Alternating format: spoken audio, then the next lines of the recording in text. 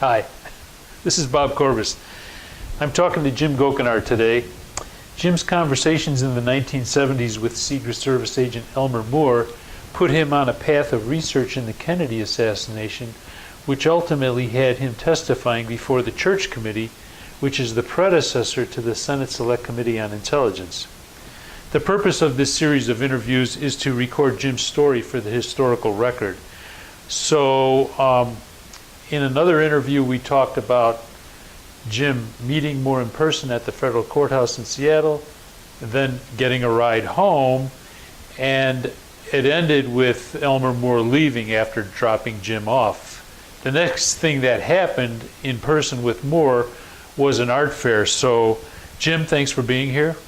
Thank you, Bob. So tell us what happened after he dropped you off and you had talked about an art fair in Kirkland. You know, set us up for that and tell us what. Right. What had happened was that when he indicated that his wife was interested in ceramics and was buying it, that I just had to, see if he would be available to take a look at a booth set up that I always have with ceramics, glass, and some photography. Mm-hmm. So I got that organized, and on the 19th of July, we went to Kirkland, which is about from our house about 15 miles across a bridge into suburban Seattle. Yeah. And I had a friend of mine that was setting up at that show too, so we used his truck to move all of our stuff over there. So what we did is that Marie, the baby, and Tina set up about 4 or 5 tables at on the street, A Street in Kirkland, which was a suburb of Seattle. And it started at 10 o'clock, and at about 1 o'clock, Elmer Moore showed up with his wife, Miriam. Did you ever expect him to really show up? No. And he was well dressed. Oh, I mean, he was a very snappy looking fellow with not a Hawaiian tie on and ketchup stains and everything like that, but he looked like he'd been going to church or something. I mean, it was just very hair slicked down and everything. He introduced his wife, Marion, to myself and my family. And Marion talked with Marie for quite a while, and Moore and I walked down the street, so to speak, in conversation. And he says, did you think about, trying to join the Secret Service? And I says, well, at this time, Elmer, I don't think I can. I've got to finish off. I'm very close to finishing off my MFA. But I don't want to throw it out the door completely. Mm-hmm. And he says, well, he had done some background check on me, apparently, and really? It was okay. And he says, I looked into your uncle, and he's for real, and he's a real good guy. And I said, oh, yeah. He's been a detective for quite a while. And then we walked back, and then he was looking at some photographs of the riot that was occurred when I first met him. And then I had pictures of what looked like surveillance people on me. That's what I thought of a fellow that was in a raincoat that would be following me around, and he had an earpiece. Where did the pictures come from? From me. I had my camera with me almost every day. Oh, that's because I was always taking pictures. It was become an addiction with me. I was going through a lot of film. Yeah.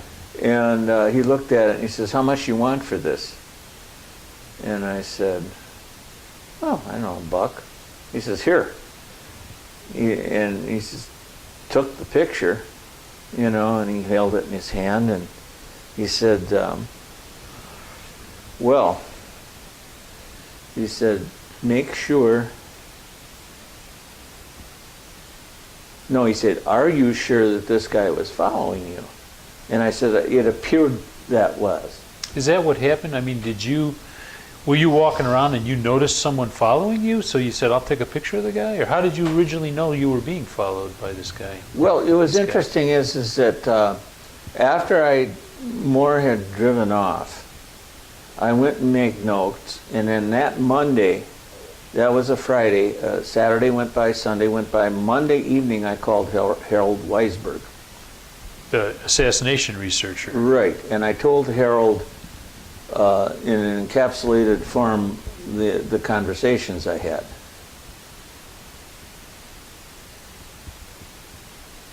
He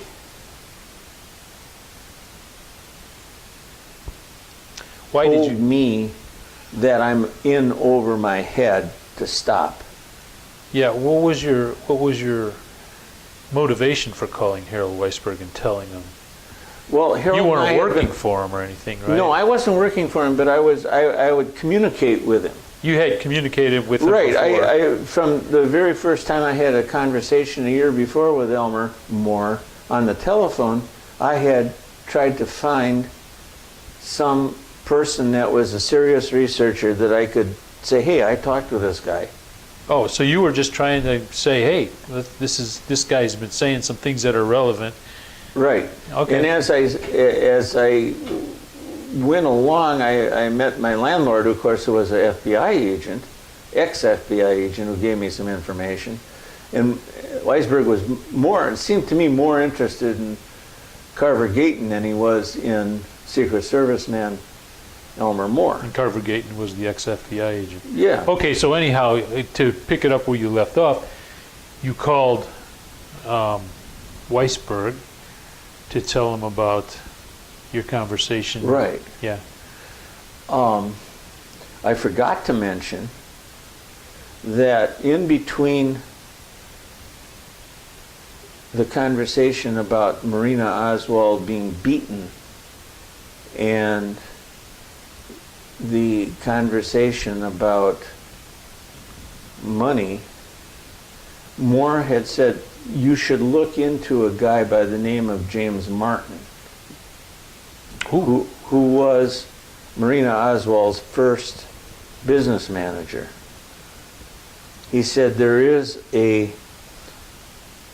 no, he didn't say that. He said there was a Marina Oswald trust fund. I equated the information or the structure of the trust fund with we couldn't follow the money.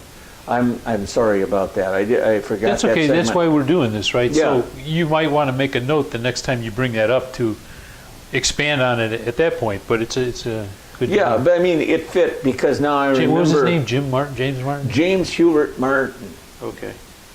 Martin. Now you said the Marina Oswald Trust Fund. Was it Marina Oswald Trust Fund or the Oswald Trust Fund? I'm positive that I said Marina Oswald Trust Fund. When I brought that up, Did he said it? You mean? yeah, Moore said that, and then when I 2 days later, Well, you when said- I was talking with when I was talking with Harold Weisberg, I mentioned Marina Oswald Trust Fund, and that's when he said, "You're in over your head. Get out." Weisberg. Oh yeah, that's where you were. Okay. Yeah, he said, in effect, Weisberg said, don't talk with him anymore. And I took that to be that Weisberg felt maybe that Moore was feeding me misinformation, or that he was generally afraid that I was involving myself in something I couldn't extricate myself from. Yeah, I guess another explanation is that Weisberg knew that. I think he knew something about a Marina Oswald or an Oswald Trust Fund.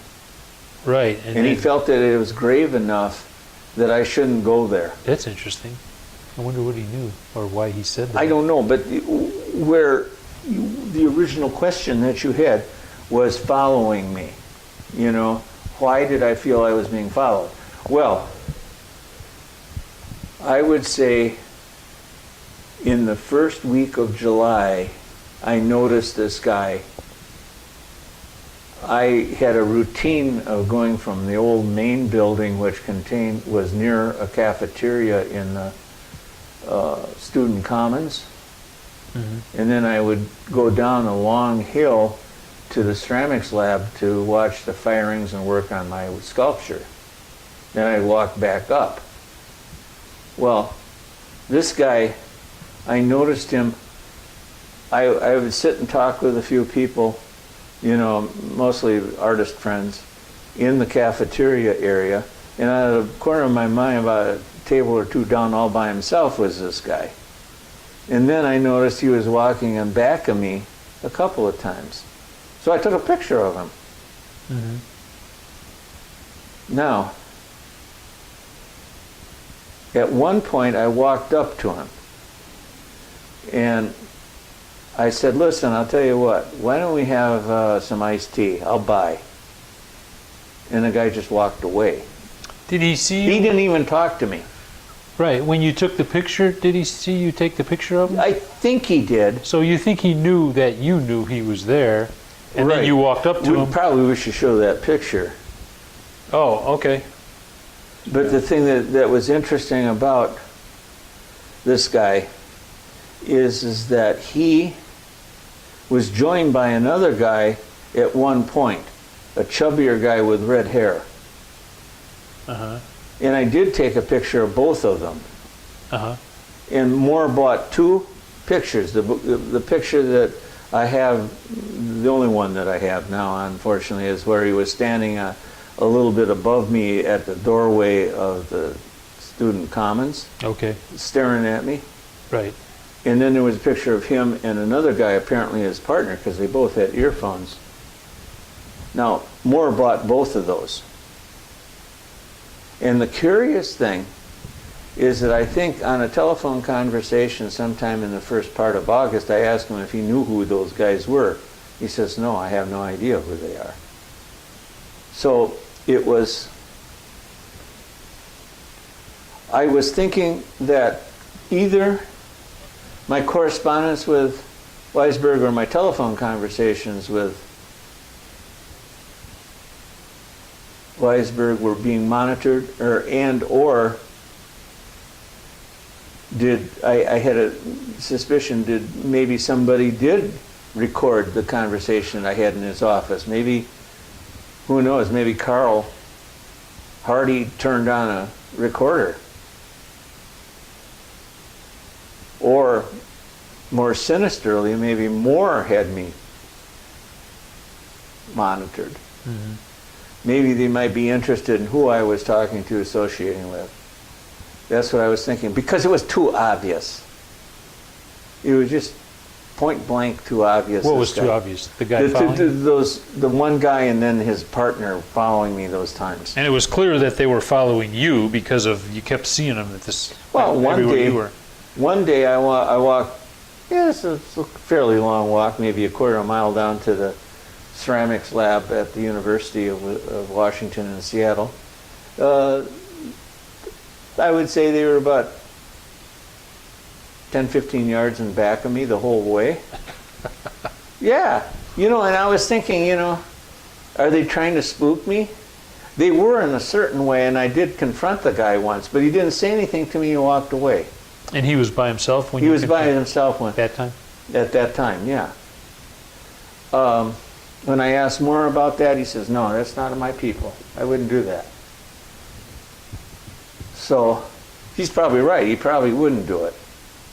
Because he didn't, I think he had a younger staff other than Carl Hardy. I think the two guys that I did see were young agents, clean cut, better than me, But nevertheless, these guys were old, wizened looking dudes.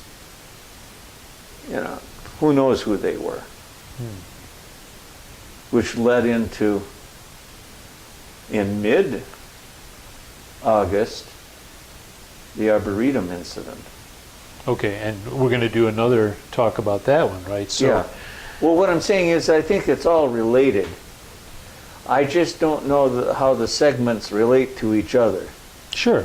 The thing is that I think that they were trying to, probably on a dual mission, follow me and find out who I was talking with and associating with. On the other hand, since they were so obvious, making me back off. Uh-huh. That type of thing. Because there was only one other time that I noticed I was being surveilled. And that was just prior to going to the 19th of July Kirkland thing, probably 2 or 3 days before. It was a very bright, sunny day, and I was home, and I left the rented home. Went to the corner. I was going to take a bus, and I noticed on the corner, about 5 or 6 feet away from the bus stop, there was a car parked with California plates, and there were 4 suits in it, and they were all looking at me. Another obvious, hey, look, we're looking at you. It seems odd, though, right, that Well, anybody I think would...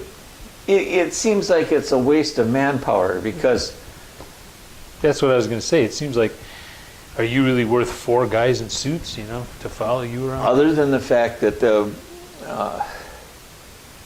were they trying to panic me? I don't know for what reason. Were they? My strongest suspicion is that I was monitored from phone calls from Weisberg. Like they were monitoring Weisberg, and then they heard what Moore was telling you, and they thought, we better watch this information. And on top of it, here I've been talking with my landlord, who is an ex-FBI agent who knew Hosty. Which is another story we'll get into at another time. Right. I mean, the convergence of all these events Yeah. were in such a compressed time frame that maybe if they weren't that way, I would have acted more paranoid or whatever you want to say. But it felt like a challenging thing. Like I wanted to walk up to the car and say, hey guys, let's go get an ice cream cone or something like that, but I didn't do it. But it did lead into a real intimidation issue. And then guess what? Jim quit. Oh. I called Elmer a number of times, and he helped me out in an interview with a prisons official in that federal building in October. And I did, just, hi, how are you doing, that type of a thing. But I never got back into wanting to question him further. And my friend Weisberg, he wrote me a couple of letters after he told me to get out, but they were just general information things about his work that he was trying to do with the King assassination, mostly. Okay. But like I'm saying, the effect was that I did give up. Okay. I didn't give up. I wanted to continue a friendly relationship with Moore, but I didn't press him for talking about his case. His investigation. His investigation, yeah. So in retrospect, the surveillance and the, how should I put it, the intensity of the obviousness of it was sort of a blanket on me. I mean, I fell for it. I suppose I could have kept on talking, but what would have been the consequences? Or questioning.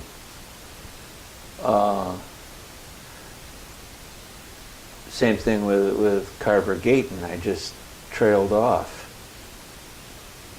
And I think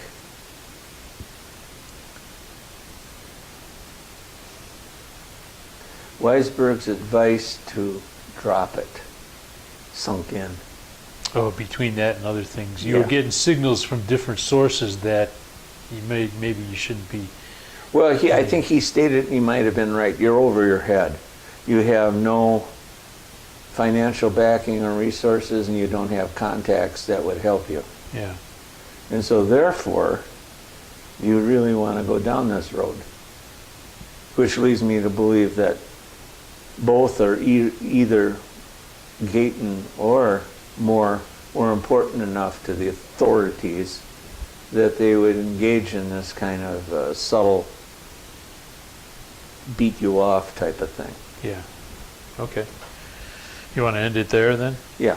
Oh, that's there's a lot to think about there and a lot to ponder, so I appreciate you telling us about that.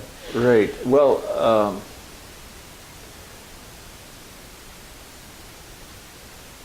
again, in doing this, I think I've mentioned it before, but I didn't come into the thing, and it probably should be written down too, is that thing about, making the connection between following the money and Marine Oswald Trust Fund. We might even want to do a whole separate interview and just try to talk about that. Even if it's 5 or 10 minutes long, it might be interesting. Sure, because now that I think about it, that's the connection that he was trying to convey. Okay. I'm almost positive about it. There is a secret document about Oswald Trust Fund. Well, why don't you stop there?